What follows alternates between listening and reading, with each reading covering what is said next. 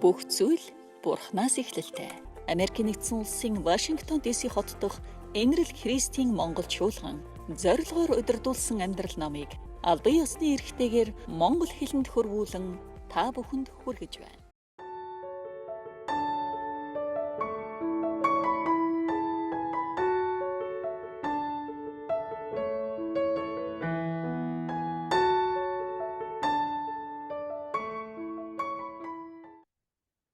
За бид нар зорилгоор удирдуулсан амьдрал гэдэг ном үзэж байгаа. За тэгээ энэ зорилгоор удирдуулсан амьдрал гэдэг номын 24-р бүлгийг өнөөдөр үзэх гэж байна. За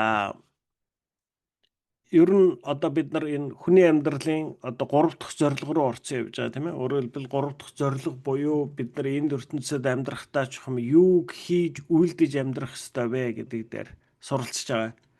За тэгээ бид нар хамгийн нэгдүгээрт одоо юу гэж бид нар энэ ертөнцид амьдрах хугацаанд бидний ерөөсөө байнга хийж байх ёстой тийм ээ зүйл юу вэ гэхэлэр хамгийн нэгдүгээрт бурхан бид нартай 24 цаг хамт байдаг.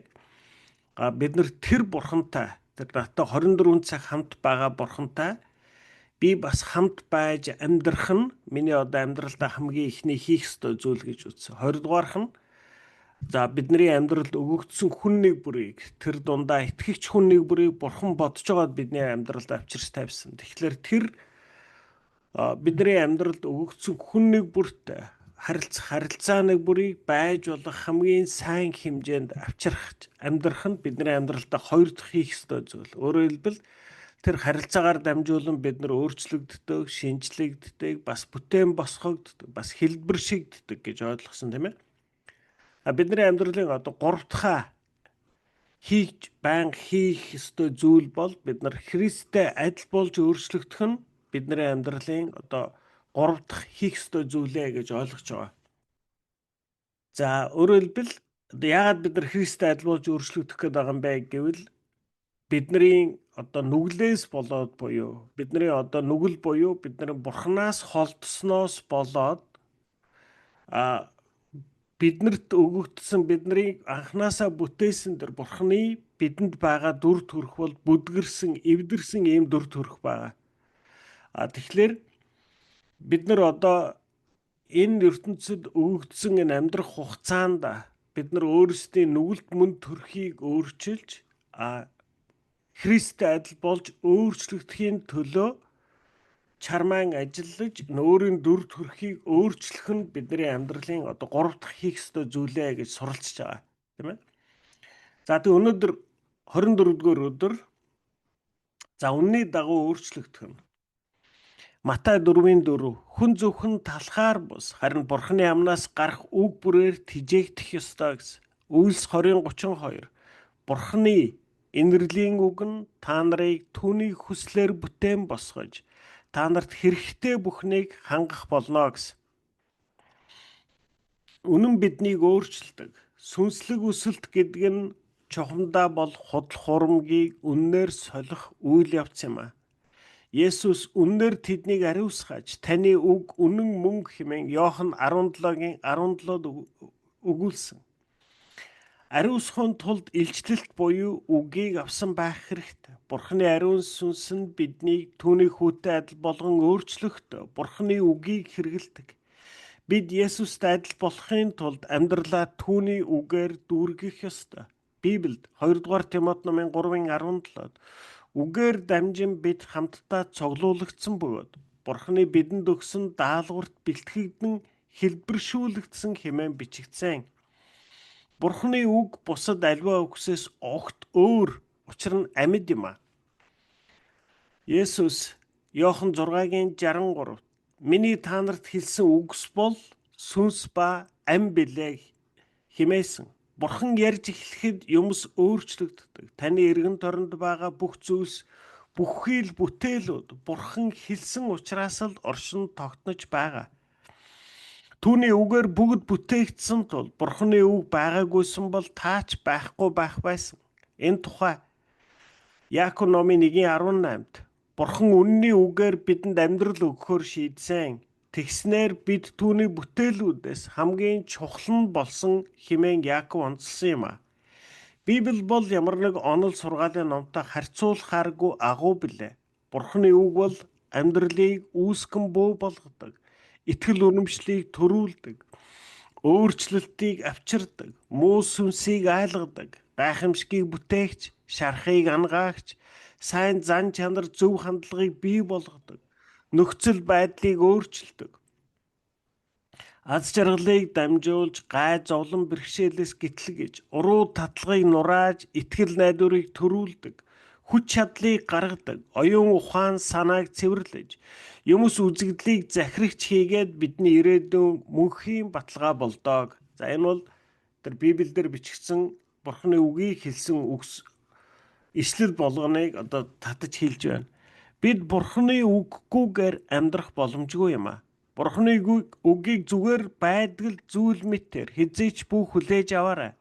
Бид үгийг бидний амьдралд хоол хүнс хэр зэрэг хэрэгтэй байдагтай адил хамгийн чухал зүйл хэмээн бодох хэрэгтэй. Йов 23-ын 12-д Йов түүний амнаас гардаг үгсийг би өдөр тутмын талханаас ч илүүгээр нандинсан хэмээсэн байна. Бурхны үг бол таныг зорилгоо биелүүлэхэд хэрэг болох сүнсний тижээл юм аа. Библи бол бидний хувьд сүү талах хоол хүнс хийгээд амттан билээ. Энэхүү дөрвөн үндсэн хэсгээс бүрдэх хоол хүнсийг ариун сүнсний сүнслэг хүч чадал өсөлтийн цэс хэмээн ойлгож болно. Петр бидэнд хандан 1-р Петр 2:2-т цэвэр сүнсний сүв хүсн тэмүүл түүгээр чи авралдаа өснө хэмээн сургажээ. Өнөөдөр урд өмнө хизээж байгаагүй олон Библи хэвлэгдэн гарсан боловч түүнийг номын тавир дээрээс хөдлөгдөхгүй бол ямар ч үн цэнэгүй билээ. Харамсалтай нь Христэд итгэж сая хүмүүс сүнсний тураалд орж сүнслэг тижээлийн дутагдлаас болж өлсөж үхэхийн ирмэгдээр байна. Есүсийн эрүүл саруул дагалдагч болохын тулд Бурхны үгээр хооллохыг нэр тэргуунд чухалчлах ёстой юм аа. Үүнийг Есүс Иохан 8:31-т үгэн дотор байх хэмээн нэрлсэн. Тэрээр Иохан 8:31 хэрв та нар үгэн дотор минь байвал үннээр миний дагалдагчд байна хэмээжээ. Үгэн дотор өдөр бүр амьдрна гэдэг нь дараах 3 зүйлийг агуулна гэж. За одоо бид нар ингээ 3 зүйл үзэх гэж. За энд хамгийн ихэнд одоо нэг хэлсэн хамгийн ихний бичсэн үг байна, тийм ээ? Юу гэж юм гэхэлэр сүнслэг өсөлт гэдэг нь чухамдаа бол худал хуурмгийг үннээр солих үйл явц юм а гэсэн. Өөрөөр хэлбэл бид нар өнөөдөр одоо Есүстэй адил болж өөрчлөгдөнө гэдэг маань яг юу хэлж байгаа юм гэхэлэр Есүс одоо энэ ертөнцийн одоо Есүс өөрөө хүн болж энэ ертөнцид амьдарч байсан. Тэгэхээр яг хүний амьдралд байх бүх зүйлст хэрхэн ханддаг, тийм ээ? Юу гэж үздэг? Альва энэ нь чухал, юуг нь төдийлөн чухал биш гэж үздэг. Хүмүүсийг хэрхэн үздэг? Мөнгийг хэрхэн үздэг? Эрх мэдлийг хэрхэн үздэг, тийм ээ? Тэгэхээр тэр Есүсийн яг хүн болоод энэ ертөнцид амьдарч байгаа тэр хүний ертөнц дэх бүх зүйлсүүдийг үздэг, үзэл, ханддаг хандлагыг л дуурайж яг түүнтэй адилхан хардаг, Есүстэй адилхан хардаг, Есүстэй адилхан ханддаг болохыг л бид нар Есүстэй адил болж өөрчлөгдөх гэж хэлж байгаа. Бид нар тэрнээс царай зүсээрээ юм уу, арьс өнгөөрөө бид нар Есүстэй адил болж өөрчлөгдөж чадахгүй шүү дээ. Юугаар адил болж өөрчлөгдөх вэ гэвэл тэр бүх юу гэж үздэг, энэ ертөнц дээрх энэ хүний амьдралд байгаа бүх зүйлст хандах хандлагыг нь олж таниад яг түүнтэй адилхан ханддаг болохыг л Есүстэй адил болж өөрчлөгдөх гэж хэлж байгаа. Тэгэхээр Есүстэй адил болж өөрчлөгдөхийн тулд юу хийнэ гинэ? Сүнслэг өсөлт гэдэг нь чухамдаа бод худал хуурмгийг үннээр солих үйл явц юм а. Өөрөөр хэлбэл бид нар одоо бидний өнөөдрийн энэ ертөнцийг хардаг хараа, өөрийгөө хардаг, амьдралыг хардаг, амьдралд байгаа асуудлуудад хандах хандлага, энэ бүгдийг үзэх үзэл маань дандаа алдаатай. Бид нар юм худал хуурмаг зүйлс эзлэгдэн амьдарч байдгаа гэсэн үг. Тэгэхээр энэ худал хуурмаг энэ буруу хараах хандлагыгаа яг Есүсийн хараах хандлагаар буюу үннээр солих үйл явцыг л сүнслэг өсөлт гэж нэрлэж байгаамаа гэж хэлж байна. Тэгэхээр хэрхэн сүнсээр өсөх вэ гэвэл бид нар Бурхны үгээр дамжиж, өөрөөр хэлбэл бид нар Бурхны үгээс, энэ Библиэс бид нар юуг ойлгох ёстой гэхлээр Бурхан амьдралын ийм асуудалд ингэж ханддаг юм байна. Бурхны хувьд энэ нь чухал үнэтэй, энэ нь төдийлөн үнэтэй биш юм байна. Тэгээд Бурхны хараа хандлагатай би өөрийнхөө амьдралд ханддаг хараа хандлагаа зэрэгцүүлбэл би юуг худал хуурмгаар буруу хараад байгаагаа маш тод олж харж чадна гэсэн. Хамгийн энгийн жишээ тийм ээ. Одоо ингээд бид нар бол одоо яг Ром номонд бичигдсэнчлэн энэ ертөнцийн хэм маягийн дагуу хэлбэрчсэн хүмүүс байна. Тийм учраас бидний зүрх сэтгэлийг, бидний бодол санааг юу хамгийн их эзэлж байдаг вэ гэвэл эрх мэдэлт, яаж эрх мэдэлтэй болох вэ? Яаж нэр алдартай болох вэ? Яаж эд хөрөнгөтэй болох вэ? Яг л ийм л зүйлсийг энэ ертөнц маш чухалчилж үздэг. Бидний энэ ертөнцийн өгөгдсөн энэ богино хугацааны амьдралдаа бид нар үүний хойноос л ухамсартай ухамсаргүйгээр өөрөө мэдж байсан, мэдэхгүй байсан ч гэсэн үүний хойноос л бид нар хөөцөлдөж амьдардаг. Тэгвэл одоо хэрв Есүсийн энэ ертөнцийн амьдралд хандж байгаа хандлагыг аваад үзвэл ганцэргөө чи өстой ингээд эд хөрөнгөтэй болоотохороо ингэж зүтгэж жагаад эрх мэдэлд хүрээтгэхээрээ энийг хийгээд байвал чи айгүй нэр алдартай болно гэсэн тийм үг, тийм хараа хандлага Есүсийн хараа хандлага дээр ерөөсөө байхгүй. Тэгэхээр эн чинь юг харуулж ийн гэхлээр би одоо Есүсийн хараа хандлагыг хараад өөрийнхөө хараа хандлагыг харахлаараа миний ямар хараа хандлага буруу байгаад байна гэдгийг би олж харж байна шүү дээ. Би өөрийн мэдлэггүй миний бодол санаа, миний одоо ингээд зүрх сэтгэлийн мөрөөдөл тийм ээ.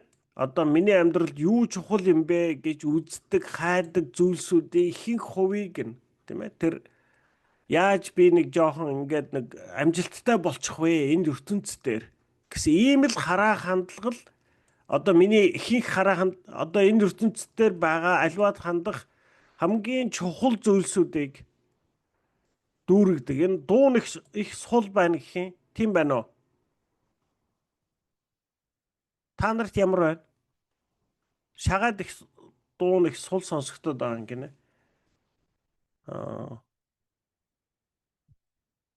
Зааж.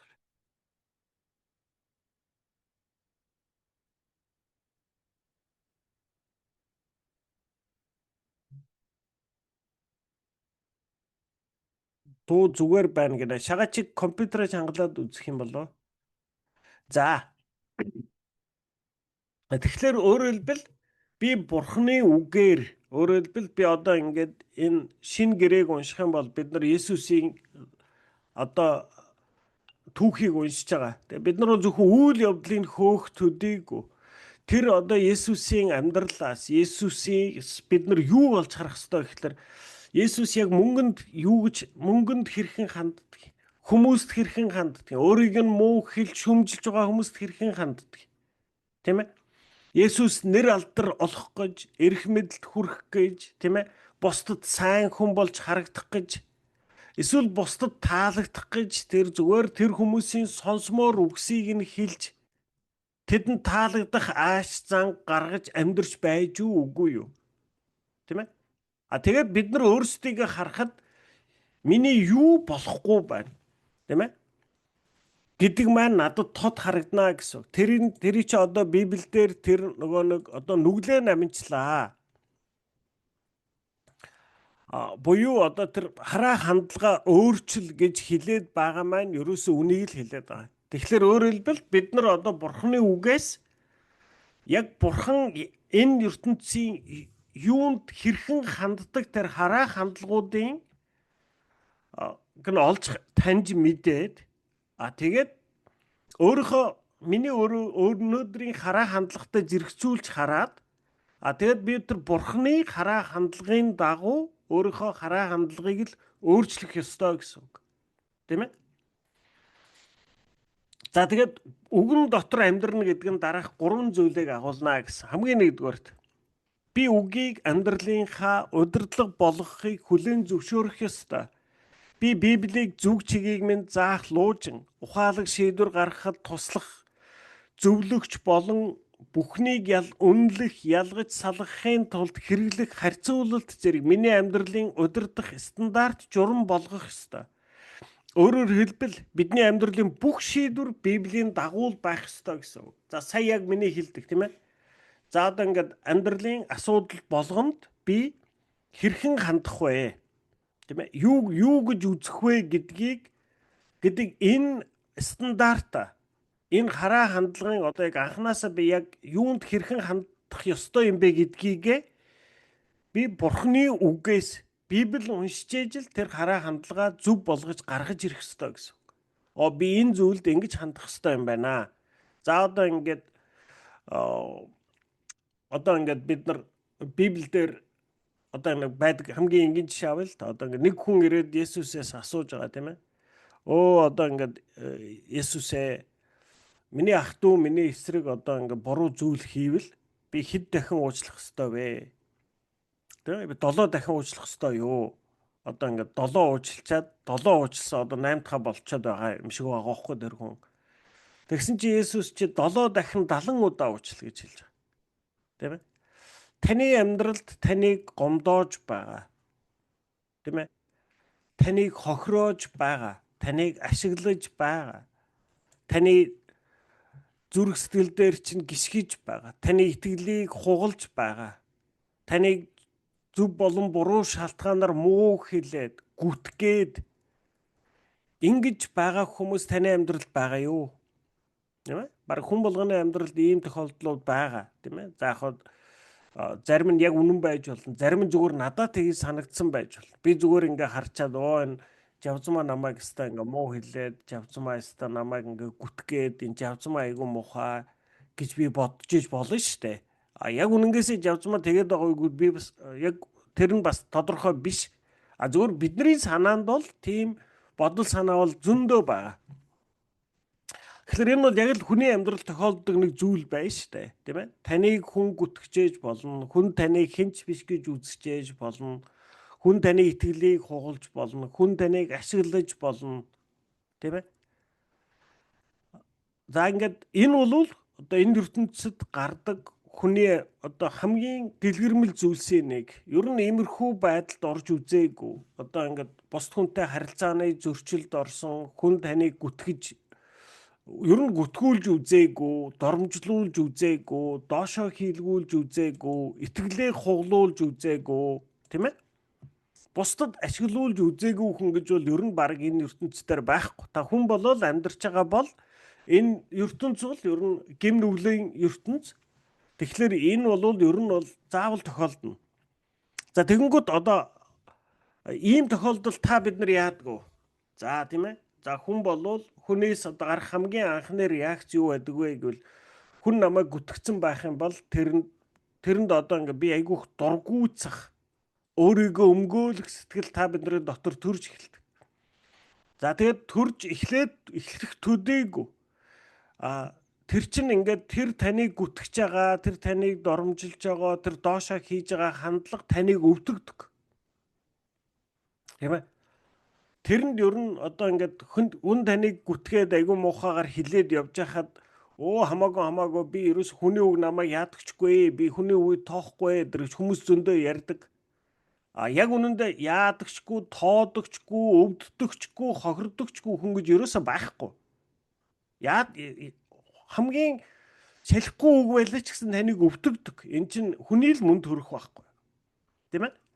За ингээд өвдөхлөөр хүн таныг өвдөхлөөр хүнээс ер нь үндсэндээ хоёр үндсэн хандлага гарч ирдэг. За нэг нь бол одоо ингээд яг тэр зөрөөд нөгөө хүнийг өвдөх гэж оролдож эхэлдэг. Тийм ээ? Нөгөөх нь бол одоо тэр хүнээс шууд холдож зүхтааж явдаг. Тийм ээ? Нэг бол зүхтаадаг, нэг бол бид нар буцаагаад тэр хүнийг өвдөх гэж оролддог. Тийм ээ? Өмнө нь жишээ авчихсан тийм ээ? Ингээд эхнэр нөхрийн хоорондын хэрүүл яаж болдог?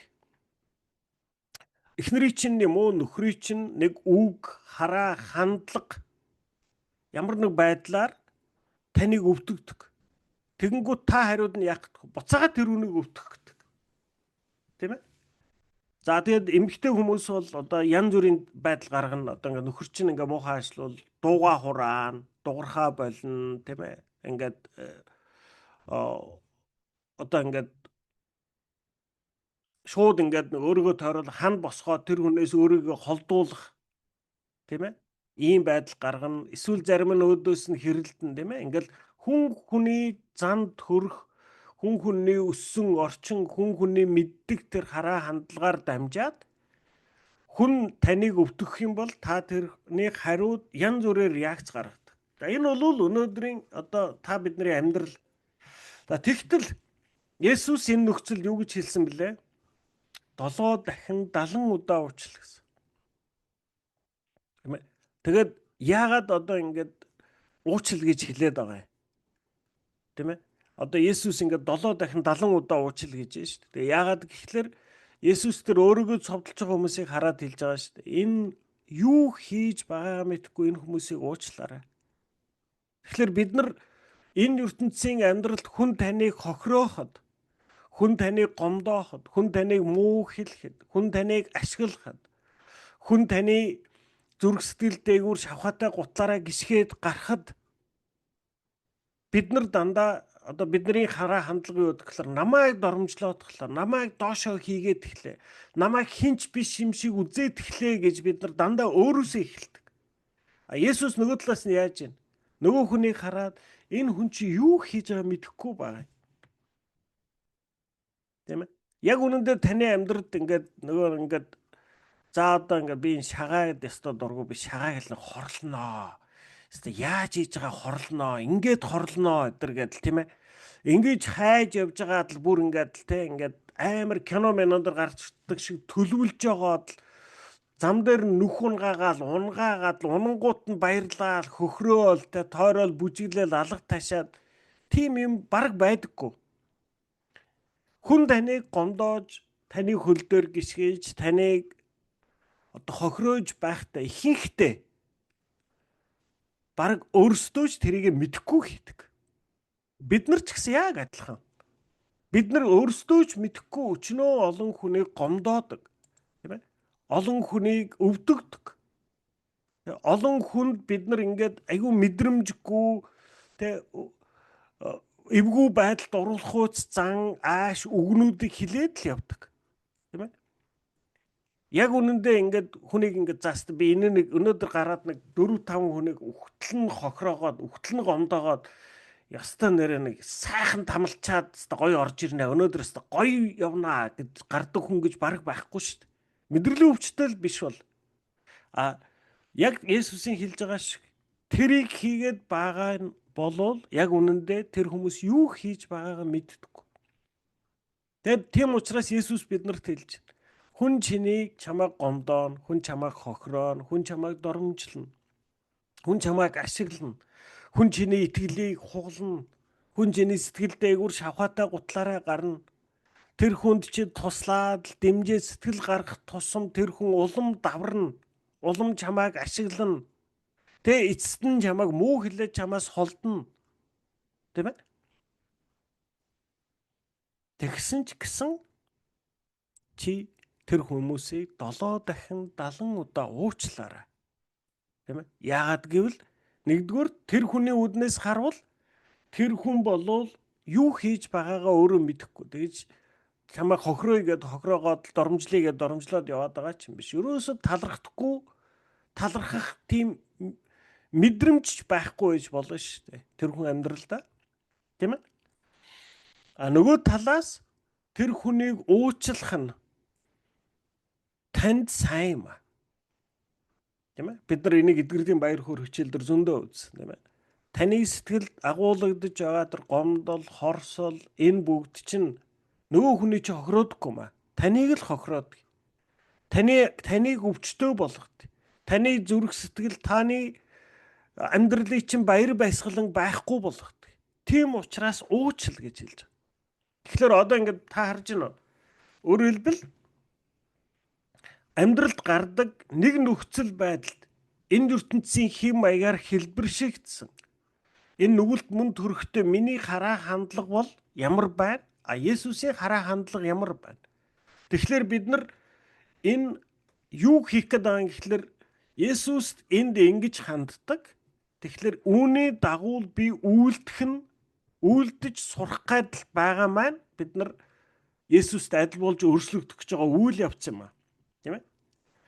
Би Библийг зүг чигийг маань заах луужин, ухаалаг шийдвэр гаргахад туслах зөвлөгч болон бүхнийг үнэлэх, ялгаж салгахын тулд хэрэглэх харьцуулалт зэрэг миний амьдралын удирдах стандарт журам болгох ёстой. Өөрөөр хэлбэл бидний амьдралын бүх шийдвэр Библийн дагуу байх ёстой гэсэн үг. Хүмүүс бид аливаа сонголтыг хийхдээ өнөөдрийн соёл буюу бүх хүмүүс үнийг ингэж хийж байна гэдгээд дагаад хийчдэг. Эсвэл уламжлалт, тийм ээ? Бид дандаа л ингэж хийдэг байсан гэж хийчдэг. Ухаан бодлоо дагаад ингэх нь логикоор зөв юм шиг байна гэд хийчдэг. Эсвэл сэтгэл мэдрэмжээ даадаг. Ингэх нь зөв юм шиг санагдаад байна зэрэг баталгаагүй зүйлс тулгуурладаг тул олон зовлон бэрхшээлүүдтэй тулгардаг. Эдгээр дөрвөн зүйлс нь дөрвөлээ нүглээс болж алдаатай болсон. Хизээч буруу чиглэлд залахгүй төгс стандарт бидэнд хэрэгтэй. Тийм ээ? Тэгэхээр өөрөөр хэлбэл өнөөдөр энэ ертөнцийн хүмүүс бид нар амьдралын өмнө аливаа нэг асуудал одоо ингэ шийдвэр гаргах ёстой, сонголт хийх ёстой болоод ирэхэд бид нар ийм дөрвөн зүйлс дээр үндэслэж сонголт хийж шийдвэр гаргадаг гэж. Хамгийн нэгдүгээрх нь би эргэн тойрноо хараад бүх хүмүүс ингэж хийгээд байна. Тэгэхээр ингэж явах нь зөв юм шиг байна. Тэгэл бид нар дагаа явчихдаг, тийм ээ. Энэ одоо бүх хүмүүс өнөөдрийн соёл буюу бид нар эргэн тойрны бүх хүмүүс ингэж хийж гин. Тэгээд энэ нь гоё юм байна, энэ нь сайн юм байна гэж дуурайдаг энэ хандлагыг бид нар ерөөсөө эргэн тойрноо харах юм бол яг тов тодорхой харагддаг. За одоо ингээд 70-аад онд нэг хэсэг бид нар бүгдээрээ ингээл амар өргөн трапезумд өмсдөг байлаа. Тийм ээ. Зүгээр л ерөөсөө л амар трапез тэгэл дээгүүрээ бариу. Бүгдээрээ нэг юм амар том сексис үстэй болоо л явсан. За тэгэл дараа нь явж яснаа бүгдээрээ ийм нэг сеги гэдэг малгай өмсдөг байл. Сексгэр тийм ээ. Тэгэл тэрийг л өмсвөл ёстой. Тэгэл нэг хүний ганганы дээд. За тэгэл 90-ад он гараад нэг хэсэг эмэгтэйчүүд бүгдээрээ нөгөө дугуй цагаан гэдэг шиг нэг хэсэг цагаан малгай өмсвөө. Тэгэл бүгдээрээ л цагаан малгайтай л явсан. За ингээд л ер нь ингээл бусд хүмүүс юу хийж гин? Өнөөдөр нийгэмд бидний энэ цаг үед бидний эргэн тойронд юу хүмүүс нийтээрээ хийгээд байна. Тэрийг бид нар дуурайгаал хийгээл яваад байдаг. За одоо өнөөдөр ер нь одоо ингээд солонгосын соёлч Монголд их орж тэгээд одоо Монголд очихлоор ерөөсө бүгдээрээ адилхан хөмсгтэй хүүхнүүдтэй болсон тийм. Одоо хөмсгөнөөс ихтер бүгдээр хамарлуугаа орсон тийм. Одоо ингээд амар адилхан царайтай. Яагаад гэхэлэр эргэн тойрогч хүмүүс хийгээд байгаа байхгүй. Тэгэл хийгээд байгаа. За одоо манай энэгээр Америкт бол өнөөдөр яаж ийн ингээд өсвөр насны эрэгтэй хүмүүс бүгдээр нэг ийм сэгсгэр үстэй болсон. Тийм ээ. Хийм хилэгцсэн юм шиг те эмэгтэй хүүхдийн шиг юм сэгсгэр үстэй болсон. За өнөөдөр одоо эмэгтэйчүүд, эрэгтэйчүүд бүгдээрээ нэг яг нөгөө нэг дээр үеийн нөгөө трапез өмдшгөө дахиад ингээд амар том өмд өмсдөг болж эхэлсэн. Тийм ээ. За энэ бол зөвхөн ингээд гадна талын хувцсны одоо энэ хандлагууд. Тэгэл үүнийг л ингээд дагаад хийгээд байдаг. Зөвхөн энэ бол зөвхөн хамгийн одоо нүдэнд ил байгаа нь. Түүнээс гадна бид нар одоо ингээд за ер нь жоохон гайгүй хүмүүс хаана амьдрдсан бэ? Аль дүүрэгт амьдрдаг? Ямар хуу амьдралтай байдаг? Ямар байранд амьдрдаг? За тэр байрандаа бас ямар тавилга тавьдаг? Бас ямар машин унддаг? Яаж хувцалдаг? Ямар одоо эмэгтэй хүмүүс ямар цүнх барьдаг? Ямар гутлан өмсдөг? Эрэгтэй хүмүүс бол одоо ямар цамц өмсдөг, ямар цаг зүүдгийг, ямар утас барьдгийг, тийм ээ. Тэгэхээр өөрөөр хэлбэл хүмүүс бид нар эргэн тойрны соёл буюу эргэн тойрны хүмүүс юу хийж байна тэрнийг дуурайгаад үйлддэг. Тэгээ тэрийг хийхдээ энэ зөв бахаа гэж бодоод хийгээд байдаг. Бид нар энэ үүднээс маш их олон сонголт хийдэг, шийдвэр гаргадаг. За хоёр дахь одоо бидний тэр амьдралдаа сонголт шийдвэр гаргадаг хүчин зүйл бол уламжлал буюу бид дандаа л ингэж хийдэг байсан юм. Тийм ээ? Ингээл хийгээд байдаг. Тийм ээ? За одоо ингээл би өнөөдөр ингээл нөгөө нэг кино мэнэ үзэж байгаад би ингээл дандаа ингээд миний санаад нэг ингээд сонин юм санагдаад байдаг байхгүй. Одоо ингээл манай Монголын моринд хэрэг байна шүү дээ. Ерөөсө хойно 2 дугуйтай. Тэгээд ерөөсөө 2 дугуйтай моринд хэрэг. Тэгээ бусд орнуудынх ингээд харахаар дандаа 4 дугуйтай. Тэгээ би ингээ харж 4 дугуйтай ч айгүй сайн юм байна шүү дээ. Яагаад гэвэл одоо морь хүндийг үрэхгүй морь зөвхөн чирж байгаа байхгүй 4 дугуйтай болохоор. Тэгээд 4 дугуйтай тэгээд тэрийг бүр тормос эднартай хийчихсэн. Тэгэхээр өөрөөр хэлбэл одоо тэр 4 дугуйтай тэргэнд хөлөлчихлөөр морь бол зөвхөн чирж байгаа байхгүй. Чирхэл одоо үйлдэл хийн. Манай 2 дугуйтай морин тэрэг болохоор морины нуруунд дээр бас хүнд ачаа өгөөд тэгээд чирж. Тэгээд биднэрих бас тормос байхгүй. Тэгээд ингээд харахаар бол ингээд за энэ 4 дугуйтай морин тэрэг нь хамаагүй дээр юм байна. Ер нь одоо ингээд амьдрал. Тэгтэл бид нар ингээд өнөөдөр ч гэсэн 2 дугуйтай морин тэрэг хийгээл яваад байдаг. Яг харахаар 4 дугуйтай сайн байна шүү дээ. Тэгсэн мөртлөө бид нар 2 дугуйтайгаа хийгээд яагаад вэ? Яагаад гэвэл бид нар ингэж л хийдэг байсан. Тэгэл ийм л байсан юм чи энэ зөвл байгаа байх гэл хийдэг. Тийм ээ. Тэгэл одоо бид нар ингээл борцог хийгээл идээл байдаг. Яг ингээд хэрв ингээ харах юм бол борцог бол амар тийм эрүүл хоол биш байгаа байхгүй. Гурлыг ингээд бүр тосонд бүр ингээд буцлагж байгаа. Тэгээд одоо идчихдэг. Тэгтэл яг үнэндээ бол ингээ бус улс үндэстнүүдийг харуул яг борцог хийж идээд байдаг үндэстэн бас айгүй ховор. Тэгээ яагаад тэгэхээр ер нь бол нөгөө талаас одоо тийм эрүүл мэндийн талаасаач айхтар эрүүл биш юм байна. Тэгтэл бид нар эдсээр л байдаг. Яагаад гэвэл бид нар яагаад тэгж хийгээд гэхээр ерөөсөө л дандаа ингэж л хийдэг байсан. Тэгэл тэр нь л зөвл байгаа бах гэл хийдэг. Ганцхан монголчууд биш бүх үндэстэнд яг ийм ингээд хуучин уламжлалаараа бус үндэстнүүдийн ингээд туршлагыг аваад харуул буруу сайжруулчмаар юм байхад сайжруулдаггүй. Яг л нөгөө бид нар ингэдэг л байсан энүүгээр л хийдэ гэл хийгээл байдаг зүйлс зөндөө байна. Тэгэхээр би одоо ингээд манай монголчууд айгүй тэнгээ гэж юусэн ярьж байгаа юм биш.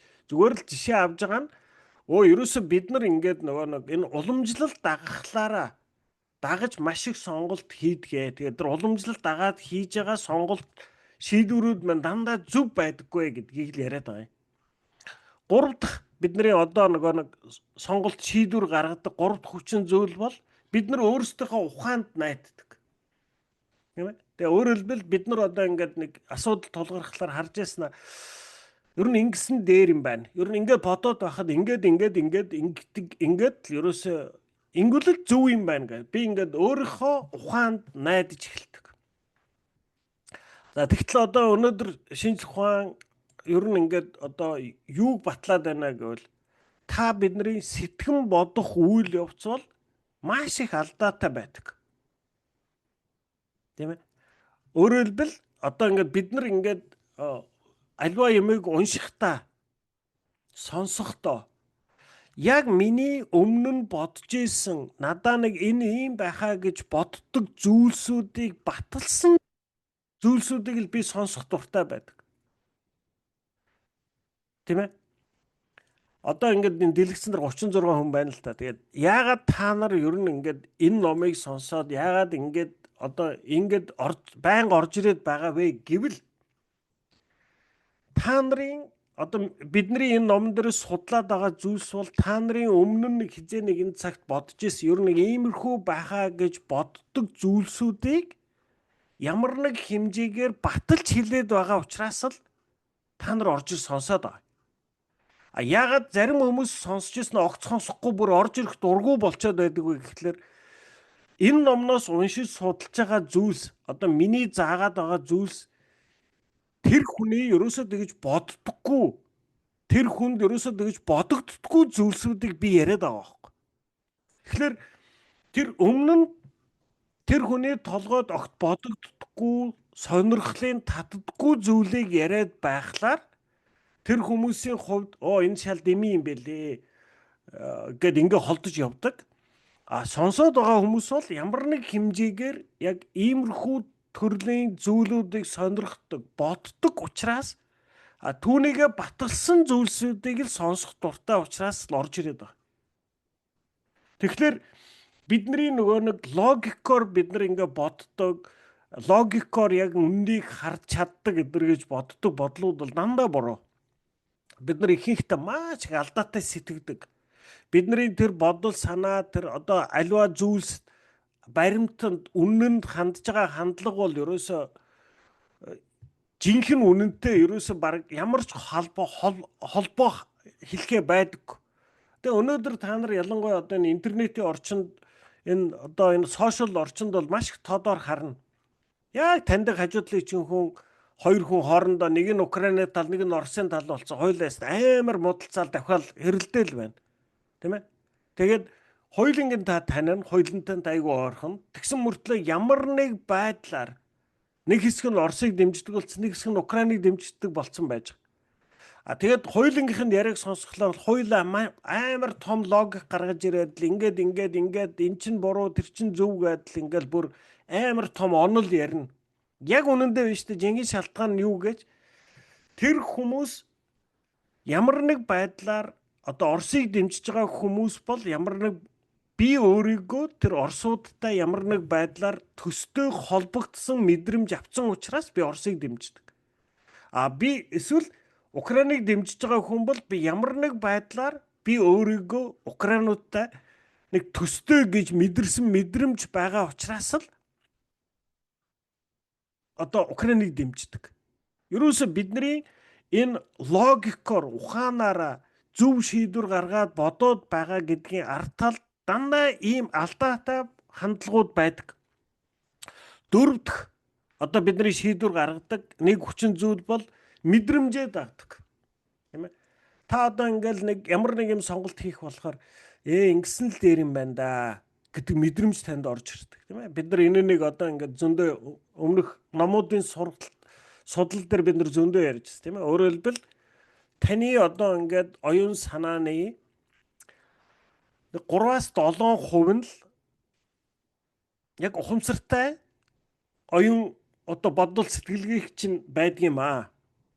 Үлдсэн одоо 93-аас 97% нь юу байдаг гэхээр таны ухамсаргүй оюун ухааны зүйлс байдаг. Өөрөөр хэлбэл ухамсаргүй оюун санаа чи яаж амьдрдгийг гэхээр төрсөн цагаас ахуул таны амьдрал тохиолдож байгаа, таны эргэн тойрон болж байгаа үйл явдал болгоныг таны оюун ухааны чинь ухамсаргүй хэсэг бүртгэж аваад нэг мессеж болгоол ингээд одоо нэг ёсондоо мессеж болгоод таны ухамсаргүй оюун санаанд хадгалаа яваад байдаг. За одоо ингээд бид нар социализмын үед хүн бүдрээд унчхлаар бид нар амар ихэн гэж хөхөрдөг, шоолдог нэг тим юмтай байсан шүү дээ. Тэгээ өнөөдөр ингээ харахлаар би гайхаад байдаг. Би одоо тэр ангийнхаа хүүхдүүдийг дэгээдэж унгаачаал унцхлаар нь үгсэндээ тэгэл ингээ баярлаад хөхрөөд яагаад тийм минуттэй санагдаад яасан сонин тийм ирва замтай байсан бэ гэд өөрийгөө заримдаа тэгж боддог байхгүй. Тэг хүн бүдрээд унж байгаа нь юу нь инээдтэй байгаа. Тэр тусмаа өөрөө дэгээдэж унгаачаад шүү дээ тий. Тэгээд хөхрөөд баярлаад байгаа мó унцлаа гэд доромжлоод байгаа мó одоо нэг тийм нэг юм тий. Тэр одоо тэр хараа хандлага чинь хаана ихтэй тийм ээ.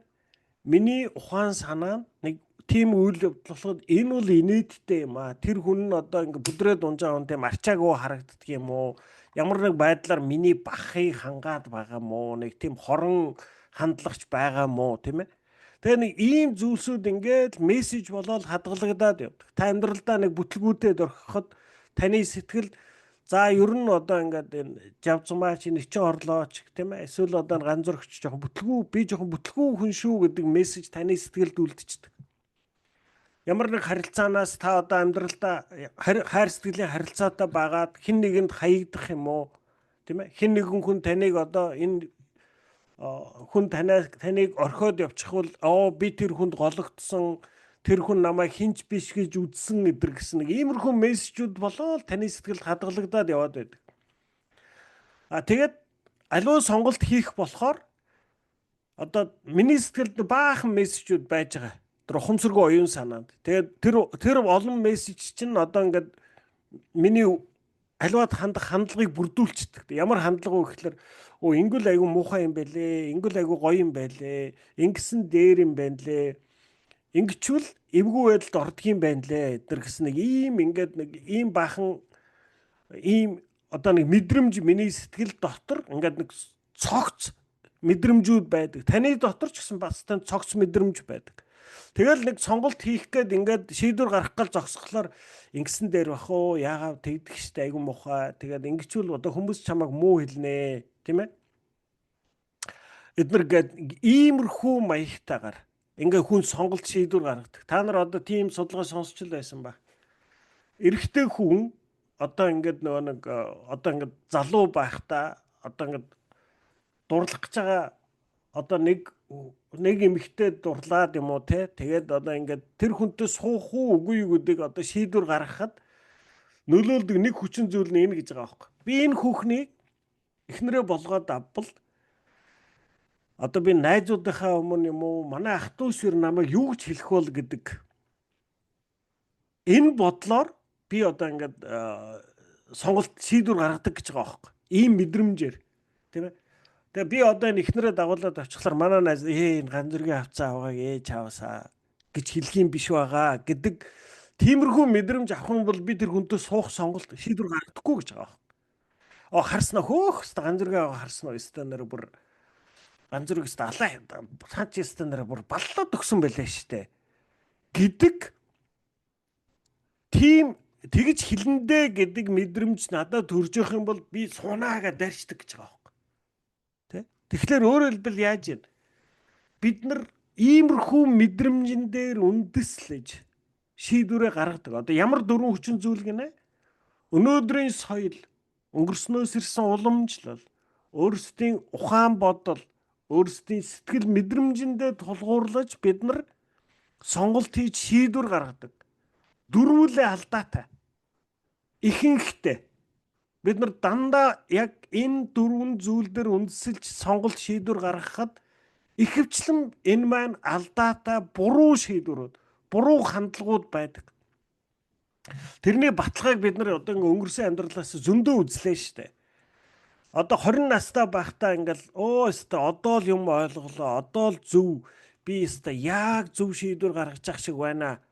Гэхдээ би энэ 10 хэд дахь гөөмөн тэнэг байжээ гэд ингээл шийдвэр гаргаад давхицсан. 30 хүрээд эргэж харснаар 20-тойч би бас тэнэг юм хийсэн байх шүү. Тэгээд тэрийг олж харж байгаа юм чи би лаваад ухаан суудсан гэл явна. 40-тод эргээд харахад 30-тад гаргасан шийдвэр дандаа буруу. 50-тадаа 40 насаа харахад тэнэг, 60-тадаа 50 насаа харахадгүй би энийг ингэж яахгүй яаваа. Ийм юм ойлгодоггүй, ийм юм мэддэггүй, би юм муухай хүн, би мөн тэнэг хүн л гэл яваад байдаг. Тэгээ яагаад бид нар ингэж нөө туулсан замаа харахаар дүүрэн алдаа, буруу хараа хандлага, тийм ээ, дутуу ойлгосон ингээд ийм зүйлс байгаад байдгийм бэ. Яагаад гэвэл бид нар эдгээр дөрвөн алдаатай зүйл дээр би өөрөө ухамсарлаж байсан ч ухамсарлахгүй байсан ч энэ алдаатай дөрвөн хүчин зүйл дээр үндэслэж сонголт хийдэг, шийдвэрээ гаргаад яваад байдаг. Тэгэхээр оронд нь яана гинэ? Эдгээр дөрвөн зүйлсэн дөрвүүл нүглээс болж алдаатай болсон. Хизээч буруу чиглэлд залахгүй төгс стандарт бидэнд хэрэгтэй. Тэгэхээр одоо бид нар нөгөө нэг бурхны өмнө очиж нүглээ намжлнаа. Одоо repent хийнэ гэдэг маань юу хэлээд байгаа юм гэхэлэр би одоо ингээд өнөөдөр зогсоод за би өнөөдөр хүртэл амьдрахтаа би ингээ өөрийн ухаан санаагаар, өөрийн бодлоор, өөрийн мэдрэмжээр тийм ээ одоо би өөрийнхөө ингэж манай аав ээж ингэжсэн гэж дуурайж хийсэн эргэн тойрны хүмүүс харж байгаа бүх хүмүүс ингэдэг юм лав зүв байх оо гэд дагаж ингэ шийдвэр гаргаад явсан. Бүгдөө буруу байна. Тэгэхээр би одоо яаж ингэж үлдсэн жоохон амьдралда би яаж ингэж алдаа баг хийж тийм ээ зөв хараа хандлагатай амьдрах вэ гэдэг асуулт гарч ирж байна. Тэгэхээр үнэхээр одоо ингээд тэр хараа хандлага, тэр одоо ерөөсө тэр зөв стандарт юу н хаа байна гэдгийг хайж эхлэх юм бол тийм ээ одоо бид нар цаашаа хэлж байна.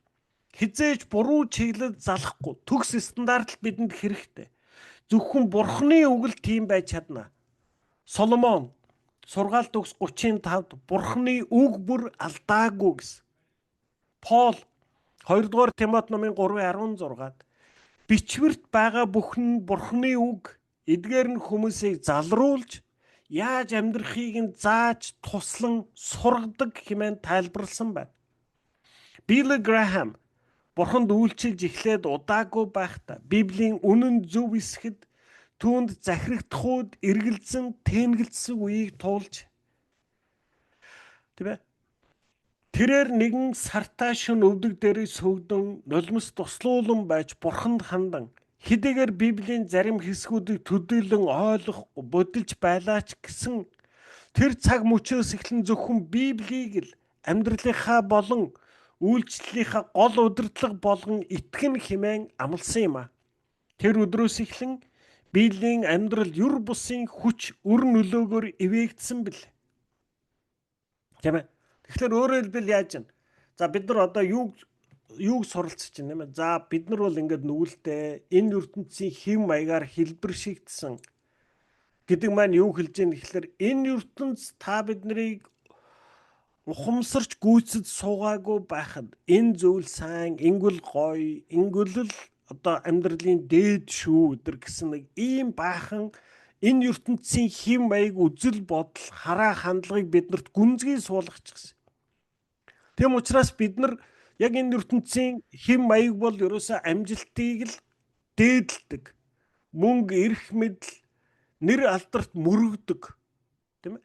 Ерөөсөө энэ ертөнцид байгаа ганцхан одоо бүгдээрээ шүтдэг бурхан бол мөнгө штэ. Ерөөсөө л мөнгийг л шүтдэг. Тэ? Та өөрийгөө мөнгө шүтдэггүй гэж бодож иж магадгүй. Таны бодол санааны хэдэн хувийг мөнгө эзэлдэг вэ?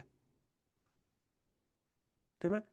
Та юуг хамгийн их боддог вэ? Тэр чинь л таны бурхан.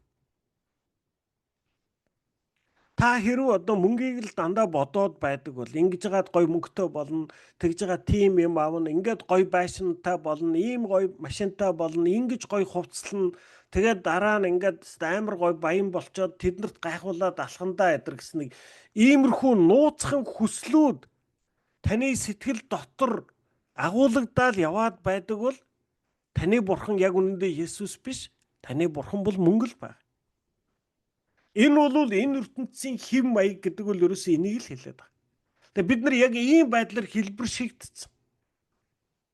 Бид нар өөрийн мэдлгүй ухамсаргүйгээр үнийг л чухал гэж үздэг. Тэгээд эднэрийгээ чухал гэд энэний хойноос бид нар амьдралаа бүгдийг нь зориулчихсан. Энэний төлөө бид нар ингээд амьдралаа үрчихсэн. Амьдралынхаа маш олон жилийг л энэ амжилтын хойноос л одоо ингээд ерөөсөө хамгийн амьдралынхаа хамгийн сайн жилүүдийг цэл залуунаас эрч хүчтэй эрүүл саруул яваад тэр бүх цаг мөчүүд хамгийн үнэтэй бүхнийг энэ бүгдийн хойноос л өгсөн. Тэгэд яг үнэндээ бол энэ бүгд бол хий хоосон зэрэглэний хойноос хөөцөлдөж байгаатай адилхан юм а. Тэр их эрх мэдэлтэй болоод, тэр их нэр алдартай болоод, тэр их мөнгөтэй болоод үнэхээр аз жаргалтай амьдарч байгаа хүнийг та энэ ертөнцөөс олж харж чадахгүй. Тийм ээ. Яагаад энэ одоо Холливуудын одууд, яагаад энэ одоо урлаг соёлын их том одууд, яагаад тэр олон сая долларт тэр одоо мөнгийг яаж үрхээ мэдсэн хүмүүс яагаад ингээд хар тамхинд ордог? Яагаад стресс, депрессэнд дандаа автаж байдаг? Яагаад тэр хүмүүс ингээд бүр сэтгэл мэдрэлийн эмчилгээ дандаа хэрэглэх болдог тийм ээ. Яагаад гэвэл тэр бидний ядуу бидний нүдээр харахад тэр мөнгөтэй амжилттай болоод аз жаргалтай болно гэж хараад байгаа хараа нь өөрөө буруу худлаа хоосон зүйлс байгаа байхгүй. Тэгээд бид нар энэ зүйлсийн хойноос явж амьдралаа зориулсаар байгаад өнөөдөр бид нар бүгдээрээ нэг мухар зам дээр очсон.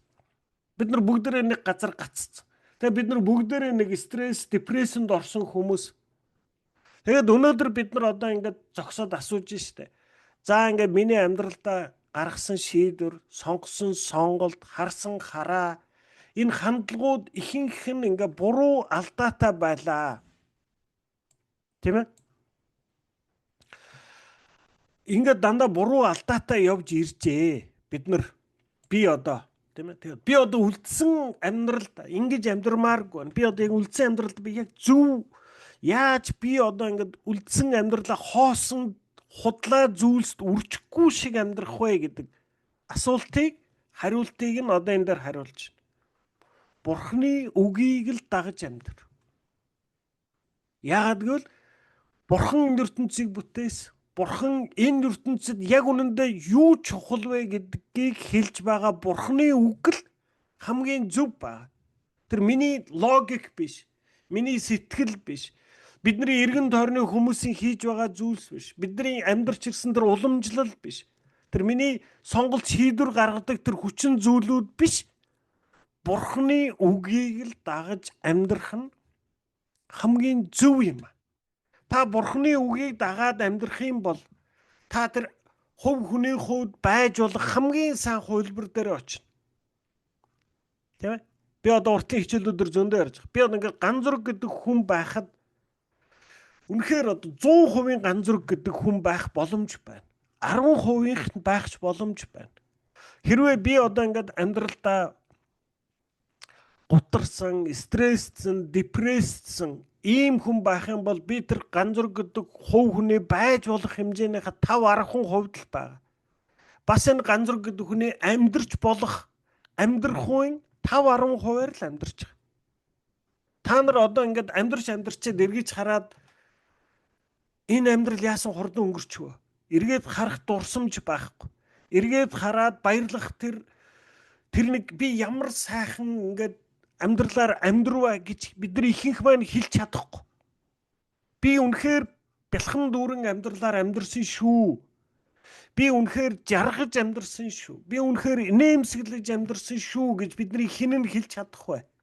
Яагаад чадахгүй байгаа вэ? Яагаад гэвэл бид нар буруу зүйлсээр, буруу баримжаагаар, буруу хараа хандлагаар амьдарч дандаа ийм мухар гудамжинд орчихсон. Ингэж стресс, депрессэнд идэгдэж амьдраад байгаа учраас бидний хинэж ингэж хэлж чадахгүй. Харин та хувь хүний хувьд үнэхээр энэ ертөнцид Бурхан таныг бүтээгээд авчирсан. Тэр хувь хүний тэр байх ёстой хэмжээнд хүртэл Бурханы танд өгсөн амьдралыг бүр нэг амьдрсан шиг амьдрах. Тэрэнд хүрэх тэр арга зам бол юу вэ гэвэл Бурхны үгийг л дагаж амьдраарай. Одоо бид нарт хамгийн энгийн жишээ авлаа шүү дээ. Бурхан надад юу гэсэн бэ? Ганцрогоо амьдрал чинь өчнөө асуудал бэрхшээл тохиолдноо. Хүмүүстэй харилцааны зөрчил гарнаа. Хүмүүс чамайг муу хэлнэ, доромжилноо, буруу ойлгоноо, ашигланаа, гүтгнэ. Тэгсэн ч гэсэн чи тэр хүмүүсийг 7 дахин 70 удаа уучлаарай. Учир нь тэр хүмүүс чинь юу хийж байгаагаа мэдэхгүй хүмүүс юм аа гэсэн. Тэгвэл би ингээд л уучлаад тэр хүмүүсийг ойлгоод инрээд яваад байх юм бол би хувь хүний хувьд байж болох хамгийн сайн хөлбөр дээр очино. Би амьдрч болох хамгийн сайн амьдралаараа амьдрах нь. Би бас амьдралдаа дандаа зөв замаар алхах боломжтой байх. Тийм ээ. 2 дугаар Тимотийн 3:16. Бичвэрт байгаа бүхэн нь Бурхны үг. Эдгээр нь хүмүүсийг залруулж, яаж амьдрахыг нь зааж, туслан сургадаг хэмээн тайлбарласан байна. Тийм ээ. Билли Грэхамыг хэлж байна. Тэгээ Билли Грэхам Бурханд үйлчилж эхэлж байхдаа одоо ингээд Библийг уншаад Библийн үнэн зөв эсэхэд түүнд захирагдахуд эргэлзэн тэнэгэлцсэн үеийг туулжээ гэж. Тийм ээ. Надад ч гэсэн яг тийм үе зөндөө байсан. Би ингээ Библи дээр Библи уншаад түрүүчих шиг ингээ уучил муучил гэсэн үгийг нь гэсгээд өнгөрөөчдөг. Тэгээд урагшаага яваа хуучин гэрэн дээр ингээд чи орсон жөрөөгдөн, гарсан жөрөөгдөн, тийм ээ. Чиний одоо ингээд нөгөө нэг одоо дайснууд чинь чиний өмнө сөхрөн барина гэсэн ишлүүд нөөс баруун солгоог цээжлэнэ. Гомон гоё ишлэл шүү энэ гээд. Тийм ээ. Өөрөөр хэлбэл намайг нэг баян болох гээд байгаа, намайг нэг ялалтанд хүрэх гээд байгаа, намайг л нэг амжилттай болох гээд байгаа юм шиг ишлүүдийг нь би айгүй амтрахаж уншин тэр үгнүүдээс нь зуурна. Бусд үгнүүдийг нь тэр уучлал, дайсныхаа төлөө залбир, тийм ээ. Тэр одоо бурханд 10% өрг мөрг гэдгийг нэг жоохон хоошхоноо тавина. Өөрөөр хэлбэл би бурханы үгээс, Библиэс өөртөө таалагддаг хэсгүүдийг л уншаад өөртөө таалагдахгүй байгаа зүйлсэд нь би захирагддаггүй. Тэр болгоныг нь биелүүлдэггүй. Тэр болгоныг нь би бас эргэлзэж тэнэгэлздэг. За бурхан арайч одоо ингээд дайсныхаа төлөө залбир гэдэг нь бурхан юм чи хэлсэн л байлгүй. Тэрнээс өнөөдөр бурханы дайсныхаа төлөө залбирна гэдэг бол ерөөс бүтэхгүй шүү гэж амьдрч ирсэн. Гэтэл амьдраад яваад байх тусам өнөөдөр би одоо 60 нас хүрээд юу ойлгож байна гэвэл за ганцраггүй одоо ингэж Библиэс сорчилж өөртөө таалагдсан ишлийг уншдаггүй юм байна. Ерөөсө Библиэлд бичигдсэн үг болгон үний юм байна. Би тэрийг өнөөдөр тэр нь яг ингээд үний юм гэдгийг би зарим нь ойлгож, зарим нь ойлгохгүй байгаа.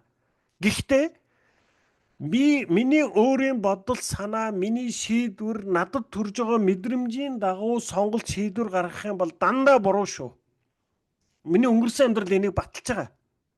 Өнөөдөр одоо би үлдсэн амьдралдаа яах вэ гэвэл бурхан юу гэж хэлсэн байна? Түүнийг л дагъя. Би тэрийг ойлгочих байсан, ойлгохгүйч байсан. Хиймээр байсан, хиймээргүйч байсан. Би ерөөсөө үнийг л үг дуугүй дагъя. Ингэж л амьдрах хэрэгтэй юм байна. Ерөөсөө маш энгийн. Ингэж л амьдрах хэрэгтэй юм байна. Өөр сонголт байхгүй. Тийм ээ? Өөрөөр би явсан зам маань дүүрэн алдаа. Дүүрэн гим. Дүүрэн буруу. Одоо би үлдсэн амьдралдаа Библиэлд ингэсэн бол бурхан үнийг мэдээд хэлсэн баг. Бурхан үнийг хэлсэн бол заавал шалтгаантай байгаад хэлсэн. Энийг би ойлгосчээж биелүүлэхгүй. Ойлгохгүй байсан ч биелүүлнэ. Ингэж л сонгож амьдрах ёстой гэсэн. Тэгэхээр одоо яг Билли Грэхэм хэлж штэ. Билли Грэхэм бурханд үйлчилж эхлээд удаагүй байхдаа Библийн үнэн зөв эсэхэд түүнд захирагдахуйд эргэлзэн тэнэглэсэн үеийг туулж. Тэрээр нэгэн сартаа шөнө өвдөг дээрээс хөгдөн нулимс тусдуулан байж бурханд хандан хэдийгээр Библийн зарим хэсгүүдийг төдийлөн ойлгохгүй бодолж байлаач тэр цаг мөчөөс эхлэн зөвхөн Библийг л амьдралынхаа болон үйлчлэлийнхаа гол удирдлага болгон итгэн хэмээн амласан юм. Тэр өдрөөс эхлэн Библийн амьдралд юр бусын хүч үр нөлөөгөөр эвээгдсэн билээ. За одоо энэ байгаа айлын эхнэрүүдээс асууя. Юу гэдэг лээ? Нөхөртөө захирагдаж байгаа. Тийм ээ? Ерөөсө нөхөртөө захирагдаа л гэсэн. Та нөхөр чинь ухаантай байвал захирагдаараа, тэнэг байвал битгий захирагдаараа гэдэг үг хэлбэр ерөөсөө байхгүй. Нөхөр чинь буруу шийдвэр гаргаад байвал битгий захирагдаараа, зөвийг гаргавал захирагдаараа гэдэг үг хэлбэрч байхгүй. Нөхөртөө захирагдал гэсэн.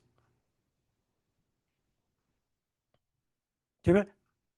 Тэгэд ихэнх айлын эхнэрүүд яаж амьдардаг вэ гэхлээр энэ Библийн ишлэгийг үгчлэн дагахгүйгээр өөрийн бодлоор засч, тийм ээ? Библи 100% захирагдахгүйгээр яг миний түрүүчийн хандлага шиг сорчлон итгэж, сорчлон бас хагас дагалдаж амьдарч байгаа. Тийм ээ? Тийм учраас танаа нөхөр таарын хооронд асуудал байх. Тийм ээ? Та нөхөртөө захирагдахгүй байна. Тийм ээ? Эрэгтэй хүнд эхнэр нь захирагдах нь яагаад юуны баталгаа болдог гэж манай эхнэр надад хайртай юм байна гэдэг мэдрэмжийг л төрүүлдэг байхгүй. Манай эхнэр надад хайртай юм байна. Миний эхнэр надад захирагддаг. Миний үгийг сонсдог. Тэгээ намайг зөвч байсан, бурууч байсан яг намайг дагдаг. Тэгээ энэ нь юуг баталж яах вэ гэхээр энэ манай эхнэрийн хувьд би бол хамгийн үнэтэй хүн юм байна.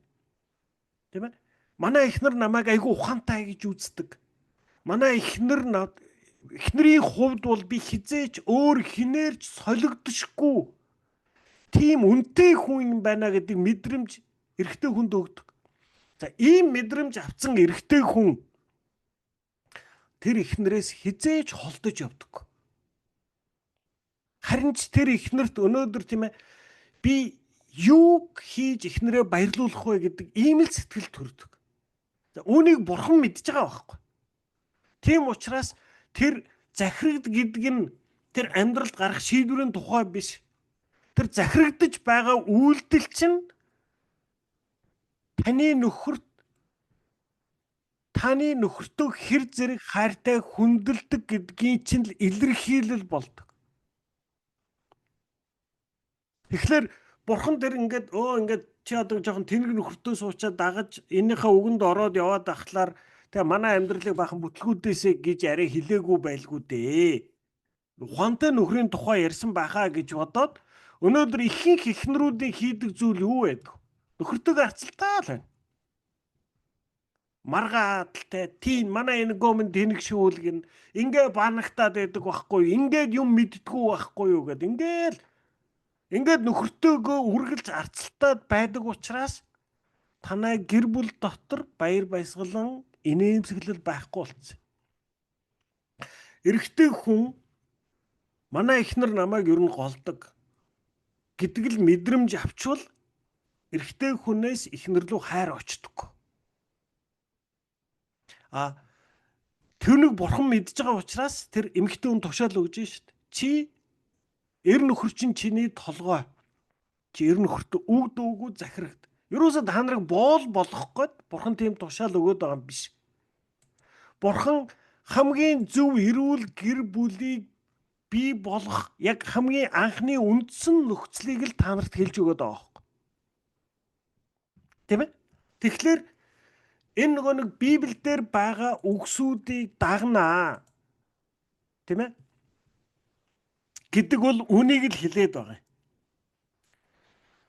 Таны өнөөдөр гаргаж болох хамгийн чухал шийдвэр бол та өөрийнхөө амьдралыг юугаар бүрэн өдөрдүүлэх вэ гэдгээ шийдэх явдал юм аа. Өнөөгийн соёл, уламжлал, ухаан бодол, эсвэл сэтгэл мэдрэмжээс илүүгээр та Библийг л өөрийнхөө амьдралын хамгийн эцсийн удирдлага болгоно хэмээн шийдээрэй.